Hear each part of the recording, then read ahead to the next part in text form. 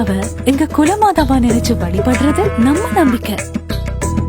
தனக்கு எதுனா நாங்க வருவோங்கிறது அதுங்களோட நம்பிக்கை. மரணத்தின் பிடியில் இருக்கும் பசுக்களை விடுவிக்க மெலிபன் பால்மாவினை வாங்கி நீங்களும் உதவிடுங்கள். வாங்கினா நீங்களும் நம்பிக்கையை காப்பாத்தலாம். மெலிபன் பால்மா, தாயை போன்ற நம்பிக்கை.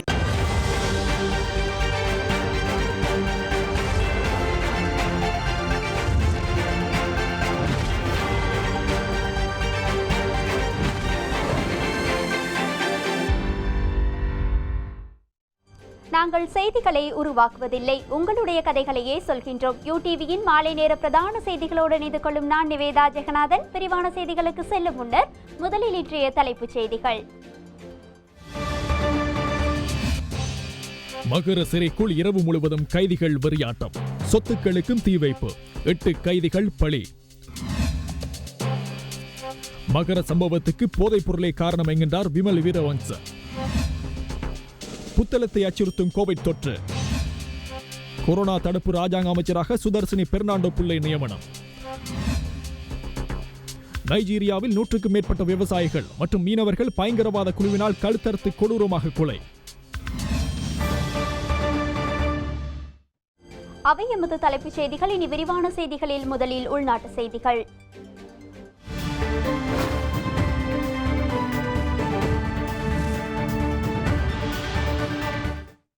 மகர சிறைச்சாலையில் இடம்பெற்ற துப்பாக்கிச் சூட்டில் 8 கைதிகள் உயிரிழந்ததுடன் 50க்கும் மேற்பட்டோர் காயமடைந்துள்ளனர்.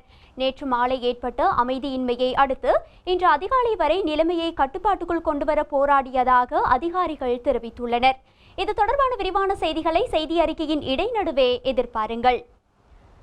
இன்று அதிகாலை 5 மணி முதல் கொழும்பு மற்றும் கம்பஹா மாவட்டங்களின் சில போலீஸ் பிரிவுகளில் அமல்படுத்தப்பட்டிருந்த தனிமைப்படுத்தப்பட்ட ஊரடங்கு தளர்த்தப்பட்டுள்ளது.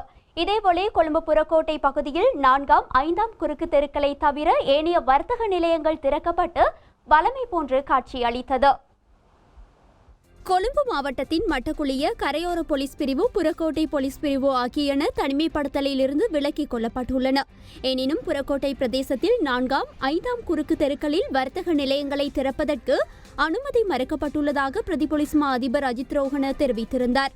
இதனால் இன்று 4ஆம் 5ஆம் குறுக்கு தெருக்களில் உள்ள அனைத்து கடைகளும் மூடப்பட்டிருந்தன. எனினும் புறக்கோட்டையில் உள்ள ஏனைய குறுக்கு வீதிகளில் சனநடமாட்டம் அதிகமாக இருந்ததையும் அவதானிக்க முடிந்தது. அத்துடன் வர்த்தக பணிகளும் மும்முரமாக இடம்பெற்றதை காண முடிந்தது. පිටකොටුවේ මැනින් වෙළඳපොළ වගේම 4වෙනි 5වෙනි හරස් වීදිවලත් ඔක වෙළඳාමට අපි අවසර ලබා දෙන්නේ නැහැ. ඒකට හේතුව නැවත වරක් සමූහයක් වශයෙන් ජනතාව එකතු වෙන්න පුළුවන්. ඒ වගේම புறக்கோட்டை மெனிங் சந்தை மற்றும் புறக்கோட்டை 4, 5ஆம் குறுக்கு வீதிகளில் வர்த்தக பணிகளுக்கு அனுமதி மறுக்கப்பட்டுள்ளது. மீண்டும் சனநெரிசல் ஏற்படக்கூடும் என்பதுடன் மெனிங் சந்தை 4ஆம் 5ஆம் குறுக்கு தெருக்களில் பணிபுரிவோர் அதிகமாக தனிமைப்படுத்தப்பட்ட பிரதேசத்தில் வசிக்கின்றனர்.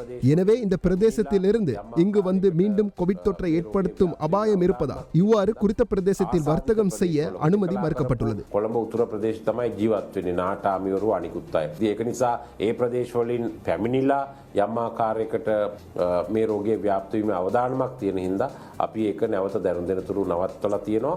இந்நிலையில் கொழும்பு மாவட்டத்தின் முகத்துவாரம், ப்ளூமெண்டல், கொட்டாஞ்சேனை, கிராண்ட் பாஸ், ஆட்டுப்பெட்டி தெரு, டேம் வீதி, வாழைத்தோட்டம், மாளிகாவத்தை, தெமட்டகொட, மருதான ஆகிய போலீஸ் பிரிவுகளும் கொம்பனி தெரு போலீஸ் பிரிவின் வேகந்த கிராம சேவகர் பிரிவு மற்றும் பொரல்லை போலீஸ் பிரிவின் வனாத்தமுள்ள கிராம சேவகர் பிரிவு என்பனவும் தொடர்ச்சியாக தனிமைப்படுத்தப்பட்டுள்ளன.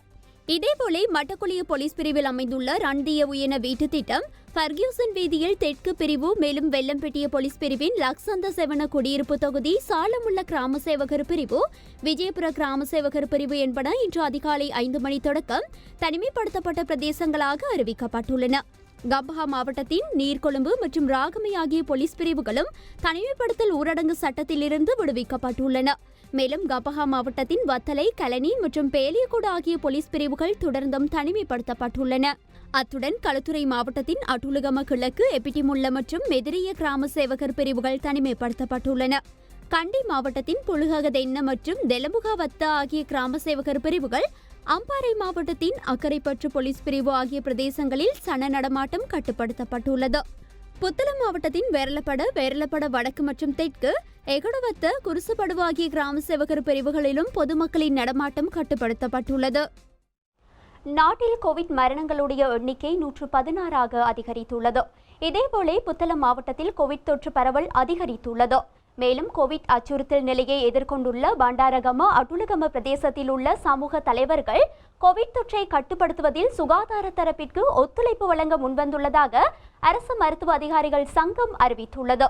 இதன் காரணமாக அட்டுலகம பிரதேசத்தை விரைவில் கோவிட் அச்சுறுத்தலில் இருந்து மீட்க முடியும் என வைத்தியர் ஹரித அலுத்கே தெரிவித்துள்ளார்.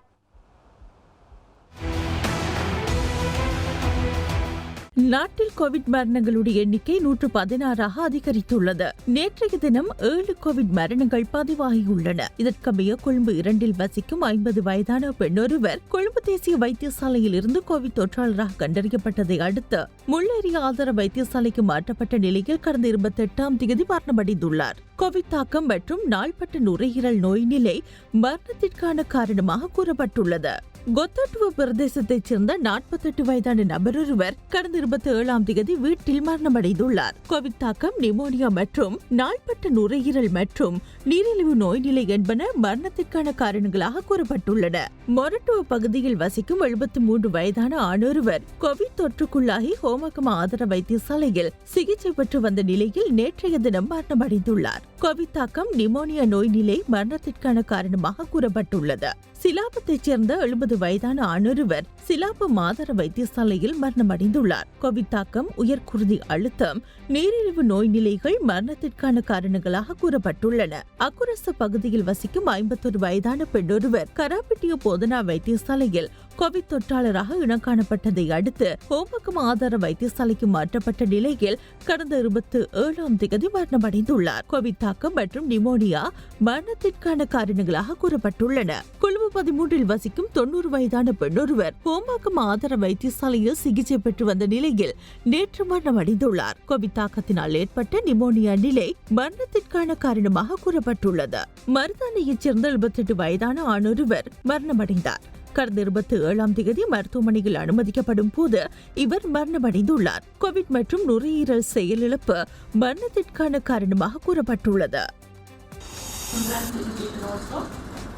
கிளிநொச்சி மாவட்டத்தில் 785 குடும்பங்கள் சுய தனிமைப்படுத்தலுக்கு உட்படுத்தப்பட்டுள்ளதாக கிளிநொச்சி மாவட்ட அரசாங்க அதிபர் ரூபவதி கேதீஸ்வரன் தெரிவித்துள்ளார். அந்த வகையில் எங்களுடைய மாவட்டத்திலே 785 குடும்பங்கள், அதாவது சுய தனிமைப்படுத்தவர்களே 458 பேருக்கான அந்த சாம்பிள்ஸ் மாதிரிகள் பெறப்பட்டு 13 பேர் நேற்றைய தினம் வரைக்கும் பாசிட்டிவாக இனங்காணப்பட்டிருக்கிறார்கள். வைரஸ் தொற்றுக்கு உட்பட்டவர்கள் என்று 13 பேர் நேற்றைய தினம் வரைக்கும் இனங்காணப்பட்டிருக்கிறார்கள். இன்றைய தினம் எங்களுக்கு கிடைத்ததான தகவலின்படி 20 மேலதிகமாக வைரஸ் தொற்றுக்கு உட்பட்டவராக இனங்காணப்பட்டிருக்க, அந்த வகையில் 15 பேர் இப்பொழுது மாவட்டத்தில் தொற்றுக்கு உட்பட்டவர்களாக இனங்காணப்பட்டு அவர்கள் சிகிச்சை நிலையங்களில் சிகிச்சை பெற்று வருகின்றார்கள். கோவிட் அச்சம் காரணமாக கடந்த வியாழக்கிழமை மூடப்பட்ட காத்தன்குடி மதுரியா வித்தியாலயம் இன்று மீள திறக்கப்பட்டுள்ளதாக காத்தன்குடி கோட்டக்கல்வி பணிப்பாளர் MM கலாவுதீன் தெரிவித்துள்ளார். கோவிட் தொற்று உறுதிப்படுத்தப்பட்ட பெண்ணொருவரின் உறவு முறையான மாணவி ஒருவர் பாடசாலைக்கு சமூகம் அளித்ததால் ஏற்பட்ட அச்ச நிலையே பாடசாலையை மூடுவதற்கு காரணமாக அமைந்தது. பின்னர் குறித்த மாணவிக்கு PCR பரிசோதனை மேற்கொள்ளப்பட்ட போது கோவிட் தொற்று இல்லை என உறுதிப்படுத்தப்பட்டுள்ளது. அக்கரைப்பற்றில் கோவிட் தொற்றாளர்கள் 58 பேர் இதுவரை இனங்காணப்பட்டுள்ளதாக கல்முனை பிராந்திய சுகாதார சேவைகள் பணிப்பாளர் வைத்தியர் குணசிங்கம் சுகுணன் தெரிவித்துள்ளார். அக்கரைப்பற்று சுகாதார வைத்திய அதிகாரி பிரிவினில் 58 கோவிட்-19 நோயாளிகள் கண்டுபிடிக்கப்பட்டதை தொடர்ந்து எமது பிராந்தியத்தின் கோவிட் நோயாளிகளின் எண்ணிக்கை 86ஆக மாறியுள்ளது. இந்த அக்கரைப்பற்று பிரதேசம் மிகுந்த அவதானத்துக்கு உள்ளாக்கப்பட்டுள்ளது. நேற்று மாத்திரம் எங்களுக்கு 13 நோயாளிகள் இந்த அக்கரைப்பற்று பிரதேசத்தில் கண்டுபிடிக்கப்பட்டிருக்கின்றார்கள். ஒரு நோயாளி திருக்கோயிலில் இருந்து கண்டுபிடிக்கப்பட்டிருக்கின்றார். அவர் கூட இந்த அக்கரைப்பற்று பொதுச்சந்தையில் தொடர்புகளை கொண்டிருந்த நபராக அடையாளப்படுத்தப்பட்டிருக்கின்றார். ஆகவே இந்த அக்கரைப்பற்று போலீஸ் பிரிவு மிகுந்த அவதானத்துக்கு உட்படுத்தப்பட்டு தனிமைப்படுத்தலில் ஈடுபடுத்தப்பட்டிருக்கின்றது. அந்த வகையில் நாங்கள் அந்த அத்தியாவசிய சேவைகளை முடிந்த அளவு பேணியவாறு மக்களின் சௌகரியங்களையும் பேணியவாறு இந்த சுகாதார கட்டுப்பாட்டு முறைகளை மிக தீவிரமாக மேற்கொண்டு வருகின்றோம். இந்த அடிப்படையில் இன்று மட்டும் நாங்கள் கிட்டத்தட்ட எமது பிராந்தியத்துக்குட்பட்ட சகல 13 சுகாதார வைத்திய அதிகாரிகள் பிரிவினரும் 1000க்கு கிட்டத்தட்ட இந்த PCR மாதிரிகளை எடுப்பதற்கு உத்தேசித்துள்ளோம். அந்த நடவடிக்கைகள் தொடர்ந்து நடைபெற்றுக் கொண்டிருக்கின்றன. அம்பாறை மாவட்டம் அட்டாளைச்சேனை சுகாதார சேவை பணிமனைக்குட்பட்ட பிரதேசங்களில் 150 பேருக்கு இன்று PCR பரிசோதனை மேற்கொள்ளப்பட்டுள்ளது. 36 குடும்பங்களைச் சேர்ந்த 92 பேர் வீடுகளில் சுய தனிமைப்படுத்தப்பட்டுள்ளனர். PCR பரிசோதனை முடிவுகளில் 4 பேருக்கு கொரோனா தொற்று இருப்பது உறுதி செய்யப்பட்டது. இவர்களில் 3 பேர் முசலி சுகாதார வைத்திய அதிகாரி பிரிவில் உள்ள சவேரியாபுரத்தில் மீன் வாடி அமைத்து தொழில் புரிவதற்காக சிலாபத்தில் இருந்து கடந்த 19ஆம் தேதி இங்கு வருகை தந்து வரையறுக்கப்பட்ட நகர்வு என்ற அடிப்படையில் தமது தொழில்களுக்கு மாத்திரம் கடலுக்கு செல்லவும் சமூகத்துக்கு செல்லாமல் இருக்கவும் அனுமதிக்கப்பட்டு தொழில் புரிந்து வந்தவர்கள். இவர்களில் 6 பேருக்கு கடந்த 26ஆம் தேதி பரிசோதனை செய்யப்பட்டு அதில் 3 பேருக்கு தொற்று இருப்பது உறுதி செய்யப்பட்டிருக்கின்றது. இவர்களோடு தொடர்பாக இருந்த இவர்களுக்குரிய அடிப்படை தேவைகளை வழங்கிய 15 உள்ளூர்வாசிகள் மற்றும் இவர்களோடு இருந்த 3 பேர் உட்பட 18 பேர் தனிமைப்படுத்தப்பட்டிருக்கிறார்கள். 4வது தொற்று உடையவர் இரட இலுப்பங்குளம் பகுதியில் அடையாளம் காணப்பட்டிருந்தார். இவர் கடந்த 21ஆம் தேதி கொழும்பில் இருந்து வவுனியாவுக்கு பஸ் மூலம் வந்து வவுனியாவில் இருந்து முச்சக்கர வண்டி மூலம் இரட இலுப்பங்குளத்துக்கு வந்திருந்தார். இவரும் தனிமைப்படுத்தப்பட்டிருந்தார். இவரோடு தொடர்பாக இருந்த 5 பேர் தற்போது தனிமைப்படுத்தப்பட்டிருக்கின்றார்கள். நேற்றைய தினம் நாட்டில் 496 கோவிட் தொற்றாளர்கள் பதிவாகியுள்ளனர். இதற்கமைய கொழும்பு மாவட்டத்தில் 167 கோவிட் தொற்றாளர்கள் கண்டறியப்பட்டுள்ளனர். இதில் 78 பேர் கொழும்பு மாநகர சபைக்குட்பட்ட பிரதேசங்களைச் சேர்ந்தவர்கள். புதுக்கடையில் 44 பேரும், கிராண்ட் பாஸில் 14 பேரும், மட்டக்குழிய பிரதேசத்தில் 6 பேரும் பதிவாகியுள்ளனர். கம்பா மாவட்டத்தில் 56 கோவிட் தொற்றாளர்கள் கண்டறியப்பட்டுள்ளனர். இதில் வத்தலையில் 17 பேரும், கலனிய பிரதேசத்தில் 10 பேரும் பதிவாகியுள்ளனர். புத்தளம் மாவட்டத்தில் கண்டறியப்படும் கோவிட் தொற்றாளர்களுடைய எண்ணிக்கை நேற்றைய தினம் அதிகரித்துள்ளது. புத்தளம் மாவட்டத்தில் 53 பேர் பதிவாகியுள்ளனர். இதில் 45 பேர் தங்கோட்டுவையைச் சேர்ந்தவர்கள். குர்நகலி மாவட்டத்தில் 9 பேரும், களுத்துறை மாவட்டத்தில் 8 பேரும், ரத்னபுரி மாவட்டத்தில் 8 பேரும், கண்டி மாவட்டத்தில் 6 பேரும், கேகாலை மாவட்டத்தில் 5 அம்பாறை மாவட்டத்தில் 5 கண்டறியப்பட்டுள்ளனர். நுவரெலியா மாவட்டத்தில் 4, மன்னாரில் 4, புத்தளத்தில் 3, பதுளையில் 3, காலி மாவட்டத்தில் 3, அன்றாதபுரத்தில் 2, பொலனறுவையில் 2, மாத்தளை மாவட்டத்தில் 1, ஹம்பாந்தோட்ட மாவட்டத்தில் 1 கண்டறியப்பட்டுள்ளார்கள்.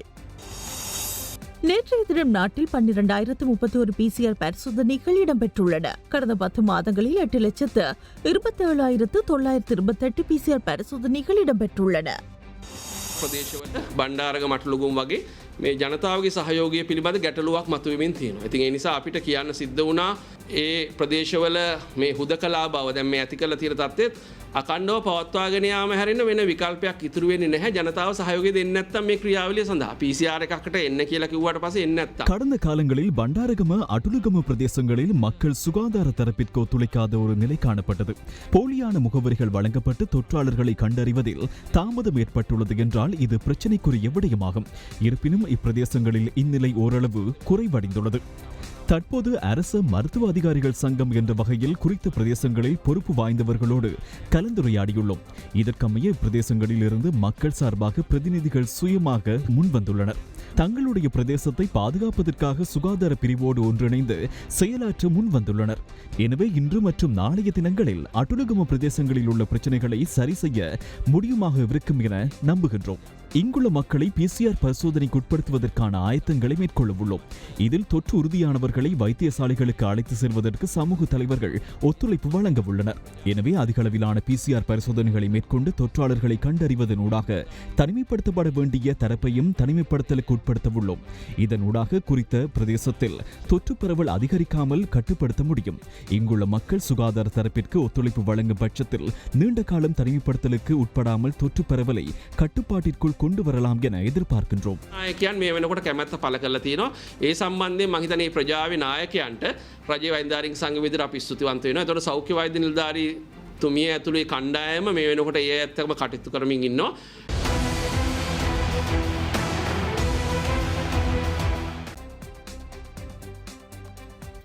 இன்று மாலை 6 மணி வரையில் நாட்டில் 178 கோவிட் தொற்றாளர்கள் கண்டறியப்பட்டுள்ளனர். எனவே மினுவங்குட மற்றும் பேலிகுட கோவிட் கொத்தில் இதுவரை 20,124 கோவிட் தொற்றாளர்கள் பதிவாகியுள்ளனர். தற்போது நாட்டில் 5,686 பேர் நாடளாவிய ரீதியில் உள்ள மருத்துவமனைகளில் சிகிச்சை பெற்று வருகின்றனர். இன்றைய தினம் 558 பேர் குணமடைந்து வீடு திரும்பியுள்ளனர். 116 மரணங்கள் நாட்டில் பதிவாகியுள்ளன. இதுவரை நாட்டில் 23,662 கோவிட் தொற்றாளர்கள் கண்டறியப்பட்டுள்ளனர். இதில் 17,560 பேர் குணமடைந்து வீடு திரும்பியுள்ளனர். நுவரெலியா மாவட்டத்தில் மேலும் 6 கோவிட் தொற்றாளர்கள் இன்று பதிவாகியுள்ளனர். புதுக்கோட்டையில் மொத்த வியாபார விற்பனை நிலையம் ஒன்றில் தொழில் புரிந்த நிலையில் கடந்த 19ஆம் திகதி திம்புள்ளபத்தன போலீஸ் பிரிவில் உள்ள குயின்ஸ்பரி தோட்டத்துக்கு வந்த 36 வயது நபர் ஒருவருக்கு கோவிட் தொற்று உறுதிப்படுத்தப்பட்டுள்ளது. லிந்துல போலீஸ் பிரிவுக்குட்பட்ட ஃபெயாவல் தோட்டத்தில் வலக்கா பிரிவு மற்றும் தலவாக்கலை போலீஸ் பிரிவுக்குட்பட்ட கூமூட் தோட்டத்தில் கோவிட் தொற்றாளர்களாக அடையாளம் காணப்பட்ட நபர்கள் இருவரும் கொழும்பில் இருந்து இப்பிரதேசத்திற்கு வருகை தந்துள்ளனர். அதேபோன்று அக்கரப்பத்தன போலீஸ் பிரிவுக்குட்பட்ட டொரிண்டன் தோட்டத்திலும் 2 இளைஞர்களுக்கு வைரஸ் தொற்று உறுதிப்படுத்தப்பட்டுள்ளது. இவர்களில் ஒருவர் கொழும்பு துறைமுகத்தில் பணிபுரிந்துள்ளார். ஏனையவரும் கொழும்பில் பணியாற்றிய நிலையில் வீட்டிற்கு வருகை தந்துள்ளார்.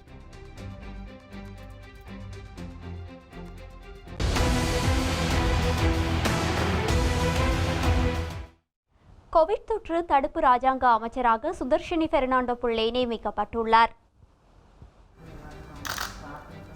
சிறைச்சாலைகள் மறுசீரமைப்பு ராஜாங்க அமைச்சர் சுதர்ஷினி பெர்னாண்டோ புள்ளேவுக்கு மேலும் ஒரு இராஜாங்க அமைச்சு பதவி வழங்கப்பட்டுள்ளது. ஆரம்ப சுகாதார சேவைகள் தொற்று மற்றும் கோவிட் நோய் கட்டுப்பாடு தொடர்பான இராஜாங்க அமைச்சராக பதவி பிரமாணம் செய்து கொண்டுள்ளார்.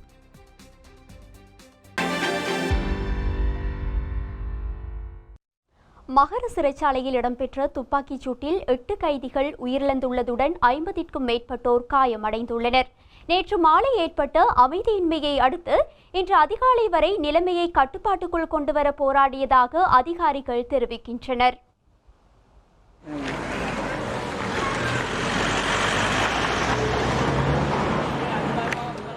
மகர சிறைச்சாலையில் நேற்று மாலை கைதிகள் மத்தியில் அமைதியின்மை ஏற்பட்டது.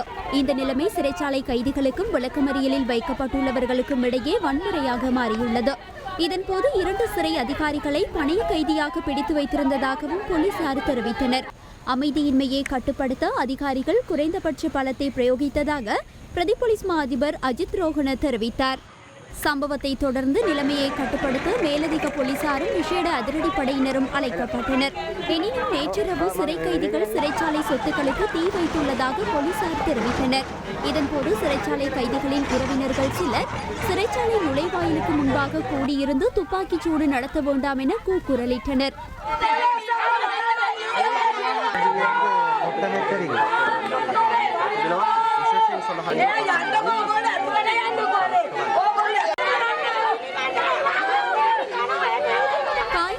சிறை கைதிகள் மருத்துவமனைக்கு அழைத்து செல்லப்பட்டனர். அத்துடன் சிறை கைதிகள் நேற்றிரவு சிறைச்சாலையின் சுகாதார அறைக்கும் களஞ்சிய சாலை ஒன்றுக்கும் வேறு சில இடங்களுக்கும் தீ வைத்துள்ளனர். இந்த தீ பின்னிரவு வரையும் எரிந்ததாக பிரதேச மக்கள் தெரிவித்தனர். அத்துடன் இன்று அதிகாலை 5 மணி வரை துப்பாக்கிச் சூட்டு சத்தங்கள் கேட்டதாகவும் தெரிவிக்கப்படுகின்றது.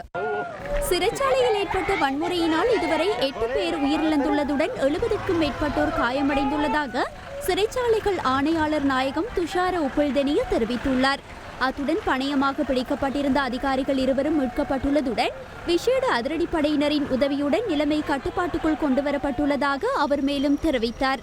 இன்று காலை 6 மணியளவில் நிலைமை கட்டுப்பாட்டுக்குள் கொண்டுவரப்பட்டு காயமடைந்த சிறை கைதிகள் வைத்தியசாலைகளுக்கு எடுத்துச் செல்லப்பட்டுள்ளனர். அத்துடன் இன்று காலையும் சிறை கைதிகளின் உறவினர்கள் சிறைச்சாலைக்கு அருகில் கூடியிருந்ததை காண முடிந்தது.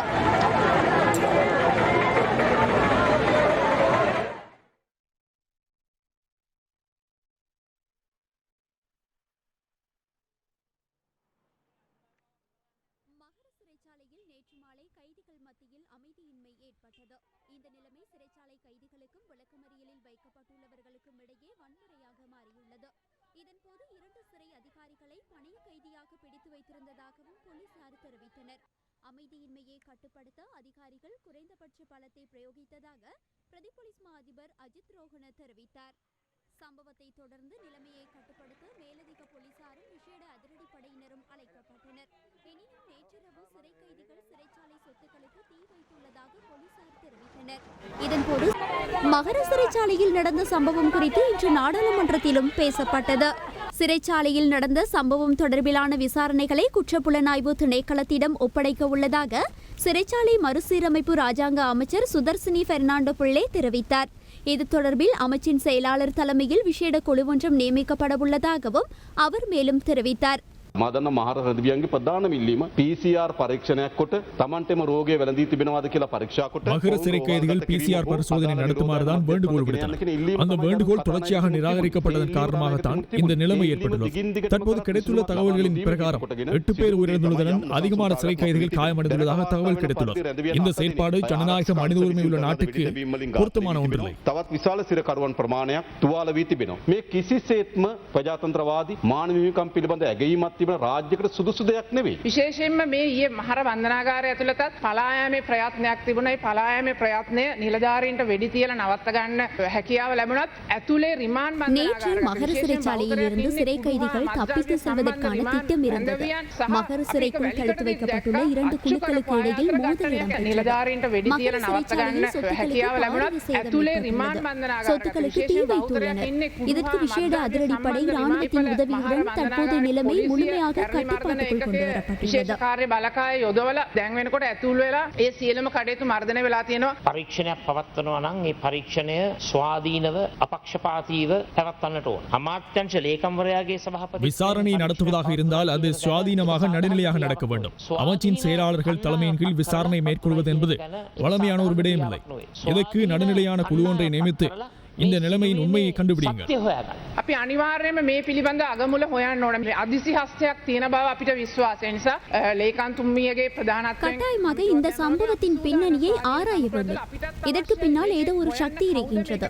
நாங்கள் செயலாளரின் தலைமையில் குழு நியமிக்கப்பட்டதை போன்று சுயாதீன குழு ஒன்றை நியமிக்க தயாராக உள்ளோம்.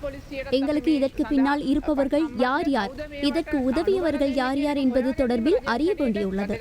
இந்த சம்பவம் குறித்து ரகசிய போலீஸ் பிரிவின் மூலம் சோதனை நடத்த திட்டமிட்டுள்ளோம். වැලිකඩ හිරගෙදර සමයන් කියලා හිටපු පසුගිය කාලේ මරා දමන ලද අපරාධකාරයාගේ ගෝලයෙක් හිටියා චතුරංග කියලා. ඒ චතුරංග ඇතුළු කණ්ඩායමක් கொரோனா நோயாளிகளின் நெரிசலின் விளைவாக இந்த சம்பவம் நடக்கவில்லை.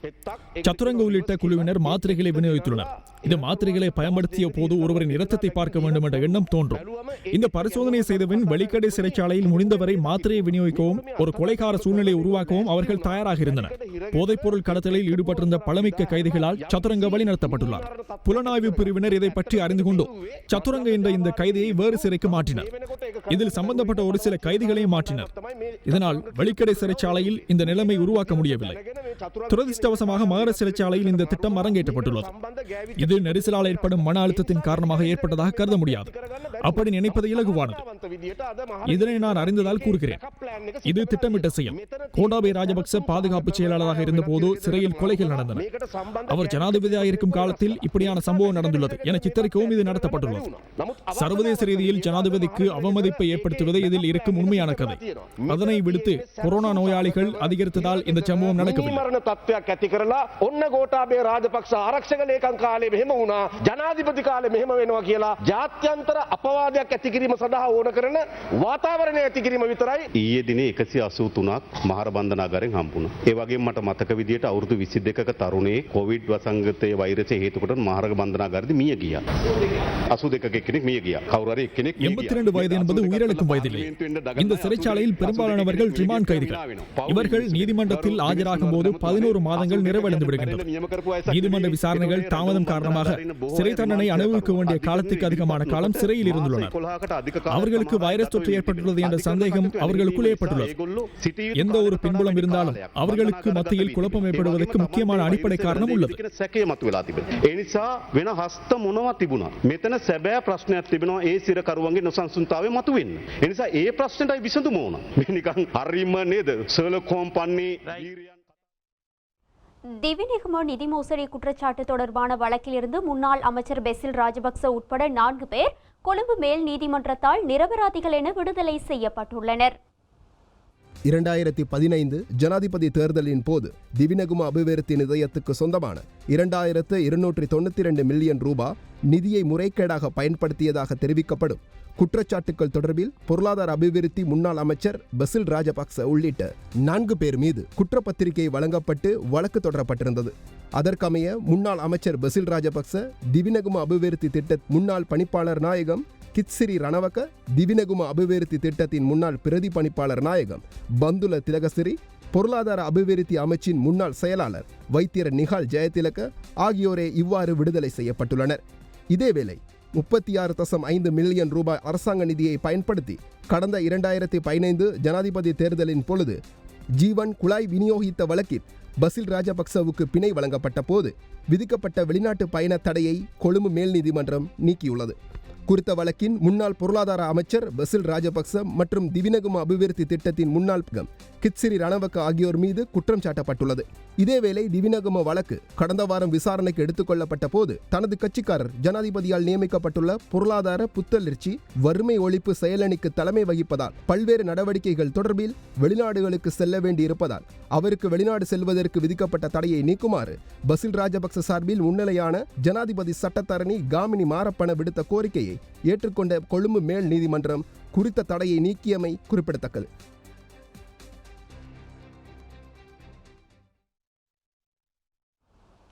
புதிய போலீஸ் மா அதிபர் CD விக்ரமரத்ன இன்று முற்பகல் விஜயராமவில் உள்ள பிரதமரின் உத்தியோகபூர்வ இல்லத்தில் பிரதமர் மஹிந்த ராஜபக்சவை சந்தித்தார். 35வது போலீஸ் மா அதிபராக நியமிக்கப்பட்டதைத் தொடர்ந்து CD விக்ரமரத்ன உத்தியோகபூர்வமாக பிரதமர் மஹிந்த ராஜபக்சவை சந்தித்து தனது சேவை குறித்து கலந்துரையாடினார். புதிய போலீஸ் மா அதிபருக்கு வாழ்த்து தெரிவித்த பிரதமர் மஹிந்த ராஜபக்ஷ நாட்டின் பாதுகாப்பு நிலைமை மற்றும் போலீஸ் துறையின் தற்போதைய பணிகள் என்பன குறித்தும் கேட்டறிந்தார். இலங்கை போலீஸ் துறையை முன்னோக்கி கொண்டு செல்லல், தேசிய ரீதியிலான பொறுப்புகளை தவறாது செயற்படுத்துதல் என்பன தொடர்பில் புதிய போலீஸ் மா அதிபர் நம்பிக்கை வெளியிட்டார். 1986ஆம் ஆண்டு உதவி போலீஸ் அதிகாரியாக சேவையில் இணைந்த CD விக்ரமரத்ன அவர்கள் கொழும்பு பல்கலைக்கழகம் மற்றும் கொத்தலாவெல பாதுகாப்பு பல்கலைக்கழகம் ஆகியவற்றில் பட்டம் பெற்றவராவார். பிரெட்ஃபோர்ட் பல்கலைக்கழகம் மற்றும் ஹார்வர்ட் பல்கலைக்கழகம் ஆகியவற்றில் முதுகலை டிப்ளோமா பெற்றுள்ள CD விக்ரமரத்ன இதற்கு முன்னர் 13 தடவைகள் பதில் போலீஸ் மா அதிபராக பணியாற்றியுள்ளார். இலங்கை போலீஸ் வரலாற்றில் அதிக காலம் பதில் போலீஸ் மா அதிபராக சேவையாற்றிய CD விக்ரமரத்ன போலீஸ் வரலாற்றில் இடம் பிடித்துள்ள அதிகாரியாவார்.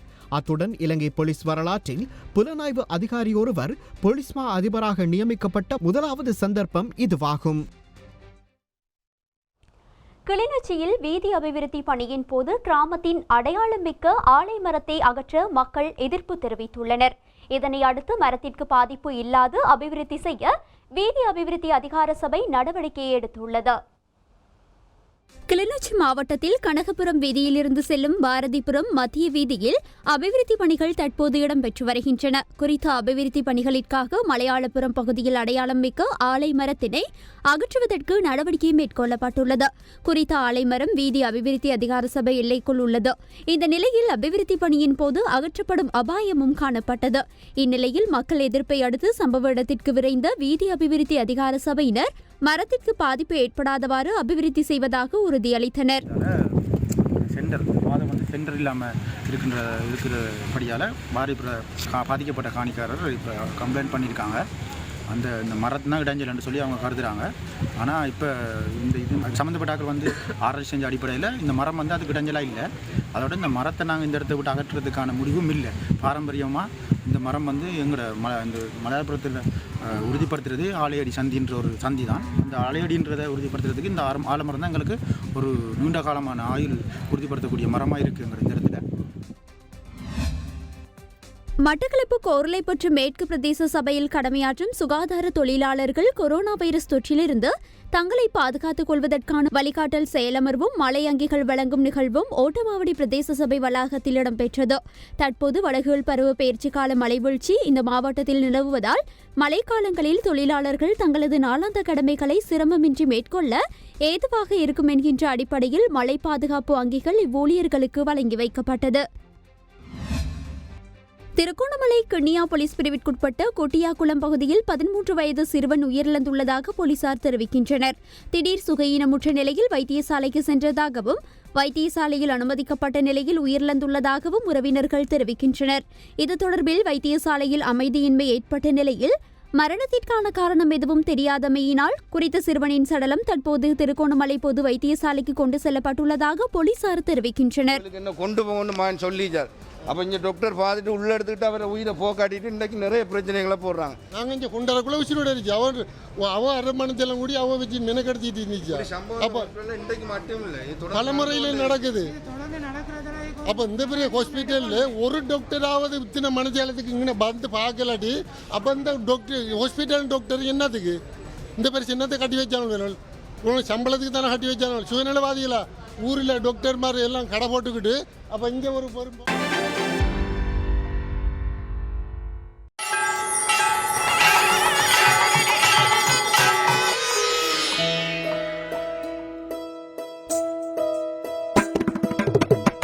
கோமாதாவ எங்க குலமாதாவா நினைச்சு வழிபடுறது நம்ம நம்பிக்கை.